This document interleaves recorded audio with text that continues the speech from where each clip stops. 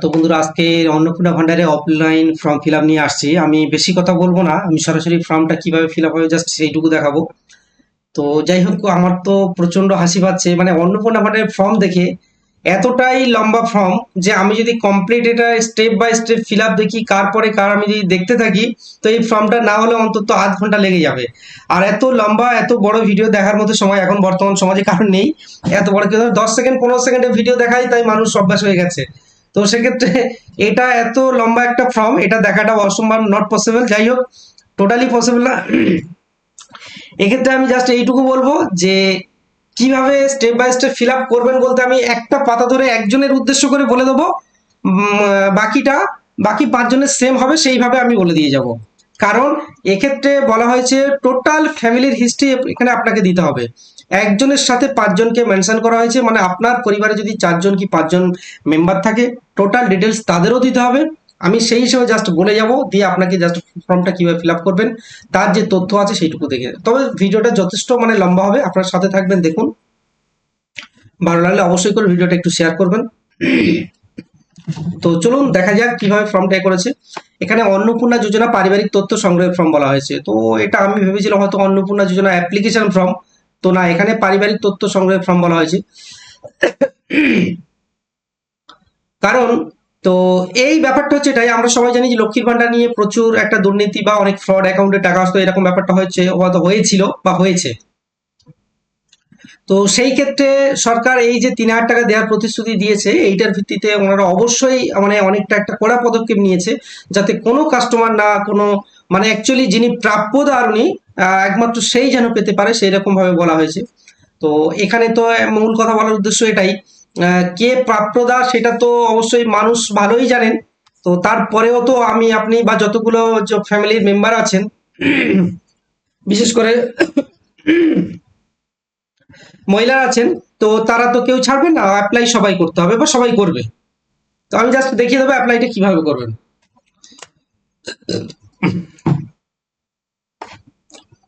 সর্বপ্রথম এখানে দেখি পরিবারের প্রধানের নাম। তো অর্থাৎ HOF, head of the family. Head of the family পুরো নাম এখানে লিখতে হবে। হেড অফ দ্য ফ্যামিলি যিনি আছেন, হেড অফ দ্য ফ্যামিলি পুরো নাম এখানে লিখতে হবে। তারপরে তার জন্ম তারিখ, জন্ম তারিখটা দিন মাস সহ এখানে মেনশন করে দিতে হবে।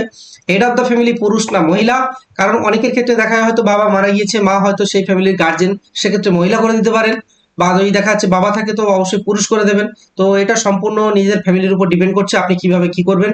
তারপরে পরিবারের প্রধানের head of the family Aadhaar number, এখানে তার আধার নাম্বারটা মেনশন করে দেবেন। হেড অফ দ্য ফ্যামিলি যিনি আছেন, মানে প্রথম পাতাটা সম্পূর্ণ হেড অফ দ্য ফ্যামিলির হবে।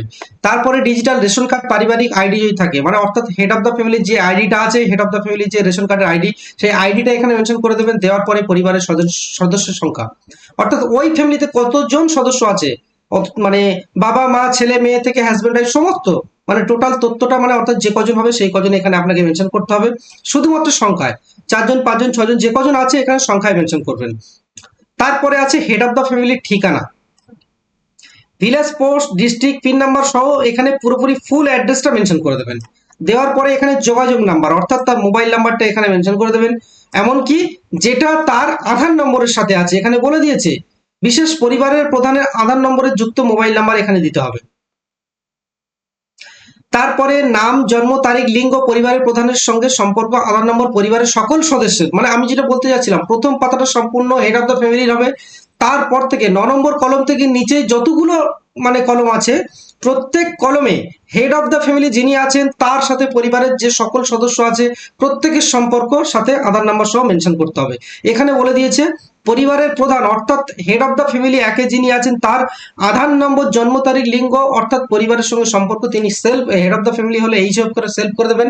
দেওয়ার পর থেকে বাকি যতজন আছেন ততজনের আধার নম্বর এবং যে জন্ম তারিখ আছে ডেটা অনুযায়ী সম্পূর্ণ ফিল আপ করে টোটালটা এখানে দিয়ে দেবেন। যে তার সাথে সম্পর্কটা কি আছে সেইটুকু জাস্ট লিখে দেবেন। তো এটা তো প্রথম পাতার ব্যাপারটা গেল, আমি জাস্ট দেখিয়ে দেবো, কারণ ফর্ম অনুযায়ী প্রত্যেক কলম যদি দেখানো যায় এতটাই বড় হবে যে আপনি ভিডিওটা দেখবেন না, মানে ভিডিও থেকে এড়িয়ে যাবেন। ব্যাপারটা আমি জাস্ট ছোট্ট করে দেখিয়ে দেবো। তারপরে আছে পরিবারের প্রধান, পরিবারের সকল প্রাপ্তবয়স্কদের মানে account number, bank account number, head of the family যিনি আছেন তার সাথে টোটাল 10 জনের যে ডেটা আছে ব্যাংক অ্যাকাউন্টের টোটালটা এখানে ফিল আপ করে আপনাকে দিতে হবে। তো ঠিক আছে, এটা একটা গেল। এবার আসছে ভোটার কার্ডের নাম্বার অর্থাৎ epic number. Head of the family যদি এপিক নাম্বার যেটা রয়েছে তার সাথে ফ্যামিলির যে 5 জন মেম্বার বা 4 জন যারা আছেন তাদের যদি ভোটার কার্ড থাকে সেই ভোটার কার্ড সহ এপিক নাম্বার এখানে মেনশন করে দিয়ে দেবেন। এমনকি কোন বিধানসভার অংশ নাম্বার আছে সেই অংশ নাম্বারটা এখানে দিয়ে দেবেন। অংশ নাম্বারটা আপনারা কোথায় পাবেন? ভোটার লিস্ট থেকে পেয়ে যাবেন, না হলে আপনার যে cyber cafe nearest online centre আছে সেখানে গেলে আপনার তথ্যটা এখানে বার করে দিয়ে দেবে। তারপরে আপনি যে কাস্টের মধ্যে হবেন সেই কাস্ট এখানে উল্লেখ করে দিতে হবে, এসসি এসটি ওবিসি যেটা হবে সেখান থেকে এটা উল্লেখ করে দেবেন, দিয়ে তার শংসাপত্র এখান থেকে অ্যাটাচ করতে হবে। এবার এখানে একটা কথা বলি, আপনার যে যে শংসাপত্র প্রয়োজন হবে ওনারা কিন্তু এখানে পাশে নোট করে দিয়েছে। মানে আপনার যদি যে শংসাপত্র, আপনি যে জাতির শংসাপত্র নিয়ে এখানে টিক মার্ক করবেন সেই শংসাপত্র এখানে আবার জমা দিতে হবে। ব্যাপারটা হচ্ছে এটাই, আপনারা পাশের গুলো একটু ফলো করবেন। এবার আসছে রেশন কার্ডের খাদ্য ভর্তুকি। আপনি কি ডিজিটাল রেশন কার্ড, মানে আপনার কি ডিজিটাল রেশন কার্ড আছে? হ্যাঁ না, জাস্ট এখানে হ্যাঁ না উত্তরটা দিয়ে দেবেন। আপনার যদি থাকে তো হ্যাঁ, যদি না থাকে তো না। তো এখানে দেওয়ার ব্যাপারে কোনো কিছু বলেনি। তো যদি থাকে, এইবার কি বলেছে, রেশন কার্ডের যে আইডি আছে, মানে অর্থাৎ আইডি যেটা আছে সেই আইডিটা কোন কার্ডের ভিত্তিতে পড়ছে, মানে কোন ক্যাটাগরির মধ্যে কার্ড পড়ছে সেটা এখান থেকে উল্লেখ করে দেবেন। এমনকি এটাও বলা হয়েছে নিচে যে আপনি কি রেশন প্রতি মাসিক মানে রেশন তুলছেন কিনা, হ্যাঁ হলে হ্যাঁ, না হলে না। যদি আপনি, অনেকেই দেখা যাচ্ছে কাজের সূত্রে বাইরে থাকে, তারা হয়তো রেশনের মাল প্রতি মাসে তুলছেন না, তো সেক্ষেত্রে তারা না করে দিতে পারেন, কোনো সমস্যা নেই, সেটা টিক মার্ক এখানে দিয়ে দেবেন। তারপরে আসছে মানে আপনার সম্পত্তি, মানে আপনার সম্পদের ধরন যেটা আছে বলা হচ্ছে, না সরি, এখানে সম্পদ না, ঘরের ব্যাপারটা যেটা বলা হয়েছে, আপনার বাড়িতে যদি 3টের বেশি পাকা ঘর বাড়ি থাকে, মানে ঘর থাকে, তো সেক্ষেত্রে এখানে হ্যাঁ করে দেবেন। অর্থাৎ কারোর বাড়িতে 4টে পাকা ঘর আছে, তো সেক্ষেত্রে এটাকে আপনাকে হ্যাঁ করতে হবে। যদি 3টের নিচে হয়ে থাকে তাহলে এখানে আপনি না করে দেবেন। ঠিক আছে। তারপরে পারিবারিক জমির মালিকানা, অর্থাৎ আপনার যে জমির মালিকানা, মানে হচ্ছে মানে ব্যাপারটা হচ্ছে এটাই, আপনার ফ্যামিলিতে দেখাচ্ছে আপনার হাজবেন্ডের নামে জায়গা, ওয়াইফের নামে জায়গা, ছেলের নামেও থাকে অনেকের ক্ষেত্রে, যে কজনের নামে জায়গা আছে সেই কজন এখানে মানে জায়গা আছে কিনা, ঠিক আছে, থাকলে তো হ্যাঁ করবেন। পরে আবার নিচের জায়গার ব্যাপারটা যাচ্ছি আমি। হ্যাঁ অবশ্যই, কারণ প্রত্যেক ফ্যামিলিতে কিছু না কিছু জায়গা আছে, কারো যদি না থাকে সেটা না করবেন। ঠিক আছে, তো যার আছে অবশ্যই হ্যাঁ করে দেবেন, কারণ সঠিক তথ্য তো আপনাকে দিতে হবে। এবার এটাও বলছে যে সেই জায়গা, মানে আপনার যদি 4 জন মেম্বার হবে সেই 4 জনের মধ্যে যে জায়গা থাকে তাদের আরো আর রেকর্ড, অর্থাৎ মানে পর্চা সহ এখানে জমা দিতে হবে। ঠিক আছে প্রত্যেকের। এবার আসছি জায়গার বিবরণ। জায়গার বিবরণ বলতে মনে করুন আপনার 4 জন বা 3 জনের নামে জায়গা আছে, মেম্বারের নামে, সেই 3 জনের টোটাল কত শতক জায়গা হচ্ছে সেইটা এখানে উল্লেখ করে দিতে হবে। 3 জনের মিলিয়ে টোটালটা এখানে উল্লেখ করে দেবেন, দিয়ে তার কাগজ সহ আপনাকে এখানে জমা দিতে হবে, জমির নথি যেটা বলা হচ্ছে।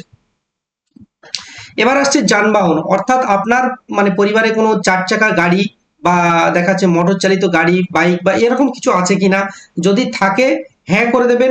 অবশ্যই তো প্রত্যেক বাড়িতে কিছু না কিছু গাড়ি একটা আছে, তো আপনার যে গাড়ি আছে সেই গাড়িটা উল্লেখ করে দেবেন, দিয়ে এখানে সেই গাড়ির রেজিস্ট্রেশন নাম্বার এখানে অবশ্যই করে মেনশন করে দেবেন। তারপরে আসছে স্বাস্থ্য বীমা। এখানে 1 থেকে 5 জনের নাম মেনশন করা হয়েছে স্বাস্থ্য বীমা, অর্থাৎ আপনার ফ্যামিলিতে যদি কোনো স্বাস্থ্য বীমা মেডিক্লেম ইন্স্যুরেন্স করা থাকে সেটাও এখানে কোন কোম্পানি বা কোন এর থেকে সরকারি না বেসরকারি ইন্স্যুরেন্স ক্লেম করা আছে সেটাও উল্লেখ করে সেই ইন্স্যুরেন্সের বিবরণ সহ কত টাকা প্রিমিয়াম বা কত টাকা বীমার অঙ্ক টোটালটা এখানে উল্লেখ করে দিতে হবে যদি থাকে। যদি না থাকে অবশ্যই নো করে এটা ছেড়ে দিয়ে বেরিয়ে যাবেন। তারপরে আসছে এখানে যেটা আপনার আইটি রিটার্ন ট্যাক্স বলা হয়। পরিবারের কোনো সদস্য যদি ট্যাক্স রিটার্ন ফাইল ফিল করে থাকেন তো সেটাকে হ্যাঁ দিয়ে সেই ট্যাক্স রিটার্ন ফাইল এখানে মেনশন করতে বলেনি, আপনাকে জাস্ট হ্যাঁ করতে বলেছে। ঠিক আছে। এইবার এখানে বলছে যে পরিবারের সদস্যের প্যান কার্ড, যদি যে কজন 4 জন 5 জন মেম্বার আছেন প্রত্যেকের যদি প্যান কার্ড থাকে সেই প্রত্যেকের প্যান কার্ড সহ নাম এবং প্যান নাম্বার সহ মেনশন করে দেবেন। এবার আসছে কর্মসংস্থানের ধরন, মানে আপনার ফ্যামিলিতে 5 জন মধ্যে যদি 4 জন ইনকাম অর্থাৎ 3 জন যদি রোজগার করে থাকে সেই রোজগারটা কিসের ভিত্তিতে হচ্ছে, কোনো সরকারি ক্ষেত্রে চাকরি করে বা কাজ করে, বা দেখা যাচ্ছে হয়তো বাইরে পরিযায়ী শ্রমিক বা কোনো লেবার বা যেমন কিছু হোক না কেন, আপনি যেটার ভিত্তিতে পড়েন কি আর, ঠিক আছে, সেইটা আপনাকে পরিবারের যে কজন আছে, হতে পারে একজন পরিবারের মধ্যে 4 জন ইনকামদার আছে বা 3 জন আছে, আপনার ওয়াইফ ধরুন কোনো হাতের কাজ করছে, আপনি ধরুন লেবারি কাজ করছেন, মানে এইরকমই 4 জনের ইনকামটা এখানে টোটাল এখানে মেনশন করতে হবে যে কজন থাকবেন। ঠিক আছে। তো এই ফর্মটা যারা ফিল আপ করতে প্রস্তুত থাকবেন বা যারা করবেন অবশ্যই চিন্তা ভাবনা করে করে দেবেন এক্ষেত্রে, কারণ প্রত্যেকে একটা আশা নিয়েই হয়তো ফর্মগুলো ফিল আপ করবেন। তো এইটার পরিপ্রেক্ষিতে আমি একটা কথা বলবো যে অনলাইন আমার মনে হয় সব থেকে ভালো হবে, কারণ এই ফর্মটা অনেকেই বুঝতে পারবেন না। তো এইটা বোঝাটা অনেকটা ক্রিটিক্যাল ব্যাপার হয়ে দাঁড়িয়ে যাবে। তো আবার যত শুনছি যে বাড়ি বাড়ি গিয়ে ফিল আপ করবেন। তো যাই হোক, এবার আসছে 6 নম্বর পাতা, অলরেডি আমরা চলে এসেছি, এখনো অনেক বাকি আছে, ভিডিওটা অনেক লম্বা হবে, আপনারা সম্পূর্ণ ভিডিওটা দেখবেন। পরিবারের শিক্ষিত প্রাপ্তবয়স্ক সদস্যের সংখ্যা, অর্থাৎ আপনার পরিবারের মধ্যে কতজন শিক্ষিত অশিক্ষিত আছে সেই কজন, আর এখানে সর্বোচ্চ শিক্ষাগত যোগ্যতা সহ এখানে কতদূর পর্যন্ত পড়াশোনা করেছে সেইটা মেনশন করে এখানে দিতে হবে, সেটাও বলছে। এইবার সর্বোচ্চ শিক্ষাগত মানে অর্থাৎ সর্বোচ্চ বলতে আমরা যতদূর আমার যেটা ধারণা হবে, যদি কোনো সরকারি বোর্ড থেকে অর্থাৎ মাধ্যমিকের ঊর্ধ্বে হয়ে থাকে, যে মানে ঊর্ধ্বে হয়ে থাকে, যেহেতু মাধ্যমিক একটা স্টেট লেভেলের এক্সাম, ওটা হচ্ছে মাধ্যমিকের একটা সরকারি ব্যাপার হয়ে দাঁড়িয়ে যায়, সরকারি সার্টিফিকেটের মধ্যে পড়ে যায়, তো প্রাইমারি থেকে আপার হয়ে যায়, তো উপরে চলে যায়। সেক্ষেত্রে যদি মাধ্যমিকের ঊর্ধ্বে কেউ থাকে, তার মনে হয় আমার এখানে প্রত্যেকের সেই যোগ্যতা মেনশন করে বা তার উপরে যতজন থাকবেন সেইটা এখানে মেনশন করে, তার কাউ এমনকি সার্টিফিকেট সহ এখানে মেনশন করতে হবে বলে দিয়েছে।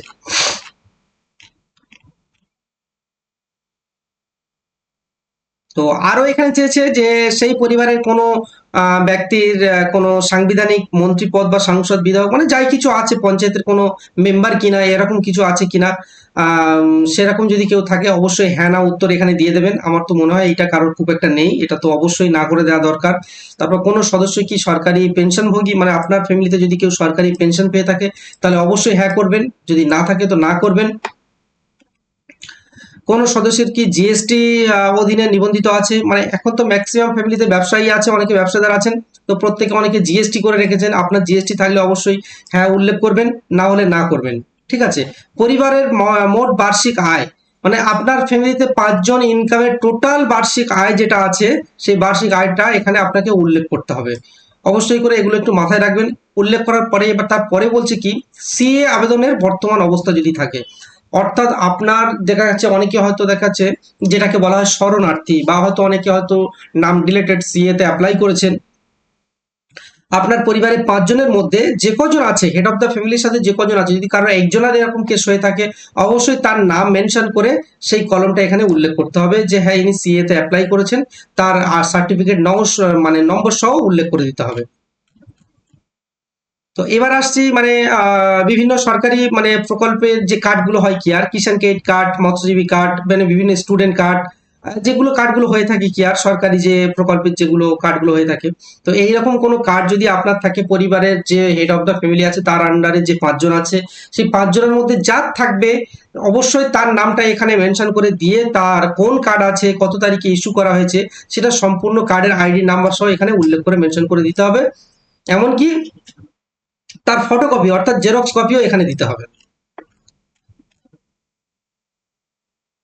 এবার আসছে কি, যদি এসআইআর এ 2026-এ যদি তার কোনো নাম বাদ পড়ে বা দেখা যাচ্ছে হয়তো ট্রাইব্যুনালে মামলা আছে, এরকম ওই সদস্য মানে ওই পরিবারের মধ্যে যদি কারোর থেকে থাকে অবশ্যই সেটাকে এখানে মেনশন করে দিতে হবে, দিয়ে তার বিবরণ যেটা আছে হয়তো ট্রাইব্যুনালে অ্যাপ্লাই করেছেন তার ফর্ম সহ অর্থাৎ সার্টিফিকেট নাম্বার সহ এখানে উল্লেখ করে দিতে হবে। তো এইরকম যদি যে কজন আছে তার মধ্যে দিয়ে দেবেন। তারপরে আসছে সামাজিক মর্যাদা এবং নির্ভরশীল ব্যক্তিগণ, অর্থাৎ বিদ্যালয়ে অধ্যয়নরত পরিবারের সকল শিশুর বিবরণ। এতগুলো তথ্য যে এখানে চেয়েছে, মানে আমি বলতে গিয়ে আমার নিজের দম হয়ে যাচ্ছে। যাই হোক, জানি না যে ফিল আপ করবে যে ভাই সে কতটুকু সময় নিয়ে করবে, 3 মাস টাইমের মধ্যে যে কত মানুষ যে ফিল আপ করবে, আর এর থেকে কতজন যে বেরিয়ে যাবে জানি না। এত কষ্ট করে ফিল আপ করে যদি সেই ব্যক্তি না পায়, তো তার কপালে মানে কি বলবো, অনেকটা একটা খারাপ দুশ্চিন্তার ভাবনা আসবে যে এত কষ্ট করলাম আমি প্রকল্পের টাকাটা পেলাম না, কারণ সবাই তো একটা আশা নিয়ে করবে না। এবার আসছে কি, আপনার পরিবারে যদি 4টে শিশু থাকে বা যার বাচ্চা থাকে, আপনার বাচ্চারা কোন স্কুলে পড়াশোনা করে, সরকারি না বেসরকারি স্কুলে, যদি এইরকম বা মাদ্রাসাতে মানে কোথায় কোথায় পড়াশোনা করছে সেটার তথ্য, মানে অ্যাকচুয়ালি বলতে গেলে একটা ফর্মের মধ্যে, এটা আমি বুঝতে পারছি না যে এটা কোনো মানে কি বলিব, এটা কি কি বলবো, এটা মানে যে সরকারি কোনো জনগণনা চলছে না, মানে অন্নপূর্ণা ভান্ডারে ফর্ম ফিল আপ চলছে, এটা বুঝতে পারছি না। তো তো যাই হোক, আমার ফর্মের মধ্যে চেয়েছে, আমি জাস্ট সেইটুকু দেখাচ্ছি। সেরকম যদি থাকে অবশ্যই করে সেই বাচ্চা কোন বেসরকারি স্কুলে যদি পড়ে সেটাও মেনশন করতে হবে, মাদ্রাসায় পড়ে থাকলে মুসলিমদের ক্ষেত্রে সেটাও মেনশন করতে হবে, সরকারি স্কুলে পড়লে সেটাও মেনশন করে দিতে হবে। এমন কি বলছে, বিদ্যালয়ের ধরন অন্যান্য নির্বাচন করলে অনুগ্রহ করে বিস্তারিত উল্লেখ করুন, যেমন ওপেন স্কুল, হোম স্কুলিং ইত্যাদি। মানে সবটাই এখানে উল্লেখ করতে হবে, এরকম একটা ব্যাপার করে দিয়েছে। তারপরে আসছে আপনার পরিবারে কটা বাচ্চা টিকাকরণ বর্তমান অবস্থা আছে, সেই কটা বাচ্চার নাম সহ এখানে যদি হ্যাঁ হয় তো সেই কটার আইডি সহ এখানে উল্লেখ করে দিতে হবে। হয়তো অনেক বাড়ি দুটো কি তিনটে বা একটা বাচ্চা হয়তো টিকা অবস্থায় আছেন, সেগুলো সহ এখানে মেনশন করে দিতে হবে। মানে একটা ফর্মের 12 পাতা ফর্মের পিছনে তার যে কতগুলো ডকুমেন্ট জমা দিতে হবে, এটাই ভাবার বিষয়। যে এই ফর্মের সাথে যে ডকুমেন্টগুলো জমা পড়বে সেটা কতগুলো হবে, এটা আমি তো মানে ভেবে উঠতে পারছি না। যাই হোক, আমার মনে হয় প্রত্যেক কাস্টমারের উদ্দেশ্যে, এই প্রত্যেক গ্রাহকের উদ্দেশ্যে বলবো আপনারা অনলাইন করার চেষ্টা করবেন, সব থেকে মনে হয় ভালো হবে। কারণ এত লম্বা ফর্ম আপনারা কমপ্লিট করতে বা ডকুমেন্ট জমা দিতে মানে নিজেরাই হ্যারেস হবেন। সব থেকে ভালো আপনারা অনলাইন করার চেষ্টা করবেন, সেটাও এখানে উল্লেখ করতে হবে। তারপরে আসছে আপনার এখানে সরকারি প্রকল্পের আওতায় সুবিধা। আপনি কি কোনো সরকারি প্রকল্পের সুবিধাটি ডিবিটির মাধ্যমে পাচ্ছেন? অর্থাৎ যদি পরিবারের কেউ হয়তো দেখা যাচ্ছে কেউ কৃষক বন্ধুর টাকা, পিএম কিষানের টাকা, এরকম হয়তো সরকারি প্রকল্পের টাকা কেউ না কেউ পাচ্ছে, সেটাও আপনাকে এখানে হ্যাঁ বলে উল্লেখ করে দিতে হবে যে কোন প্রকল্পের টাকা আপনি পাচ্ছেন, সেটাও পর্যন্ত উল্লেখ করে দিতে হবে।